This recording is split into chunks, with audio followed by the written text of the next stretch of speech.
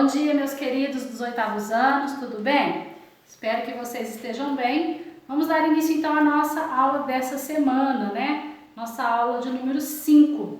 Vocês vão continuar usando a apostila. Nós vamos fazer as atividades da página 22 a 25.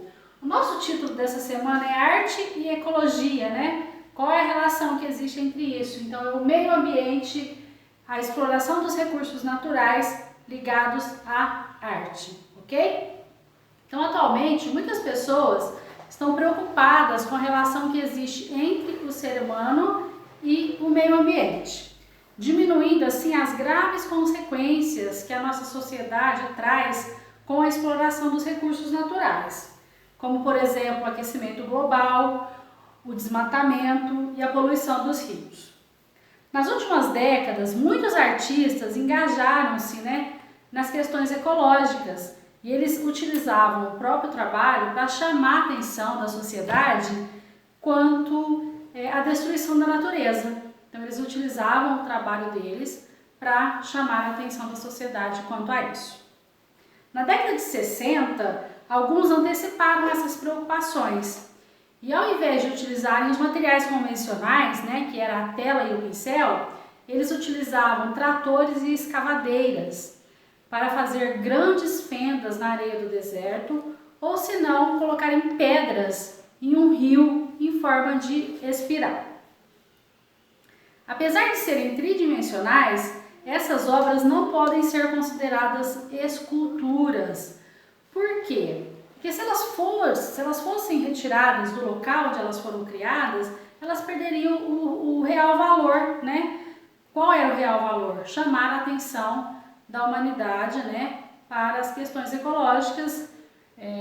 Por exemplo, essa obra de arte do Aspiral, que era chamada Quebra-Mar Aspiral. Se ela fosse retirada de lá, não chamaria tanta atenção. Porque olha para vocês verem, quão grande ela é, olha a dimensão. É em um rio que foram colocando as pedras e tendo um formato de espiral. Então elas perderiam o seu real sentido. Por isso elas não são consideradas esculturas, elas são denominadas arte da terra, tá bom? Então vocês vão fazer o quê? Vocês vão analisar as obras de artes da página 22, 22 a 25, analisar as obras de artes, ler as características das obras, as características dos seus autores, dos seus pintores. Nós temos sempre no rodapé de cada obra qual o ano dessa obra, o nome, qual é o pintor, aonde essa obra está instalada, as dimensões, qual a técnica que foi usada para fazer a obra, Aqui na página 23, nós temos essa aqui que é a Samalmeira, que escurecia o mundo, de Dino Geraldo Alexandre. Essa obra de arte é uma lenda do povo Ticuna. Eles contavam que tinham várias árvores muito grandes e um certo dia 2 irmãos se juntaram e derrubaram uma dessas árvores e essa árvore que foi derrubada, ela se formou o trajeto de um rio. Então, numa obra de arte só, a gente tem duas composições. Nós temos uma grande árvore e também temos o formato de rios, o Rio Solimões, foi formado o Rio Solimões e outros rios e o Rio Iguarapés, nessa obra de arte. Na próxima obra, essa obra é construída com madeiras de queimadas.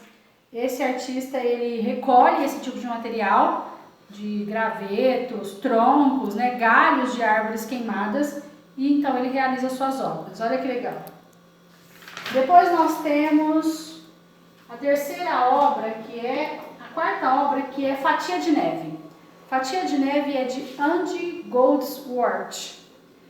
O que esse autor faz? Ele usa tudo que tem na natureza, por exemplo, folhas secas. Ele junta um monte, faz algumas figuras e cria suas obras de arte. Durante o inverno, ele usa neve. Olha o que ele fez com a neve. Então essa obra chama Fatia de Neve. Então esse artista, ele utiliza os materiais que ele encontra na natureza para fazer suas obras de arte. Depois nós temos os guarda-sóis, que é de um casal. Jeanne-Claude e Javachev Christo. Eles distribuíram esses guarda-sóis em 2 locais diferentes. Então foram 1.760 guarda-sóis nos Estados Unidos e também 1.340 no Japão. E esses guarda-sóis eles tinham um diâmetro de 6 metros, então super grandes.